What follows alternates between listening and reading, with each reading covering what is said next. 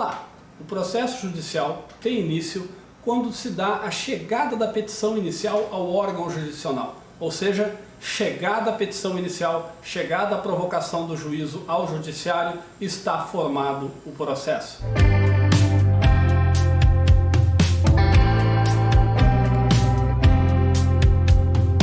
Formado o processo, naturalmente ele vai ter o seu desenvolvimento e posteriormente vai ter a sua extinção.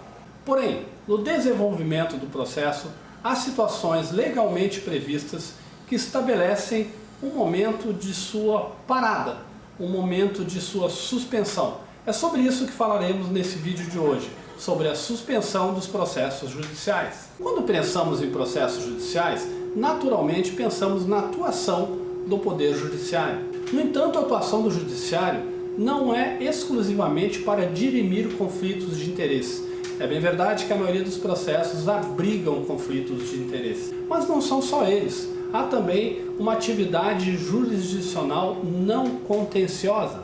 Daí porque a doutrina, a ciência do direito, trabalhou essa questão, criando duas denominações, jurisdição contenciosa e jurisdição voluntária.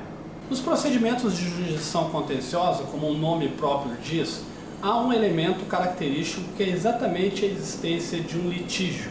Há sim, então, um conflito de interesses envolvendo as partes. E tanto nos procedimentos de jurisdição voluntária quanto naqueles de jurisdição contenciosa, há uma previsão legal contida no artigo 313 do Código de Processo Civil que estabelece situações, casos fáticos, hipóteses em que o processo poderá ser suspenso a requerimento da parte ou de ofício pelo juízo. Dentre as hipóteses legalmente previstas, temos a morte e perda da capacidade processual. Temos também casos de força maior, como aconteceu nos episódios aí da pandemia. Temos também paternidade e maternidade dos advogados atuantes no processo.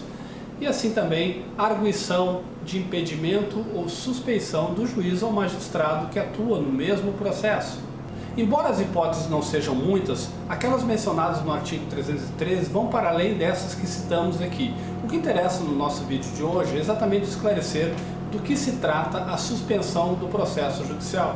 E essa suspensão ocorrerá tão somente quando houver a ocorrência dessas hipóteses dentro do processo judicial. Situações internas ou externas a ele que previstas legalmente estabelecem a suspensão do processo, ou seja, o processo, dentro daquele processo, não há mais a possibilidade, por um determinado período de tempo, da prática de atos processuais. Espero que nessa aula de hoje tenha ficado claro, então, que o processo se inicia, ele se forma através do protocolo da chegada da petição inicial no judiciário, se desenvolve naturalmente por impulso oficial e assim também ele se extingue no momento adequado quando se encontre maduro para tanto.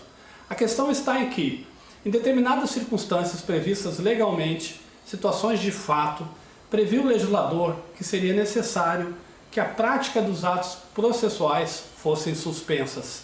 Nessas ocasiões teremos então a suspensão do andamento, a suspensão do processo e da prática dos atos processuais. Nos encontramos nos próximos vídeos do Endireitando. Até lá!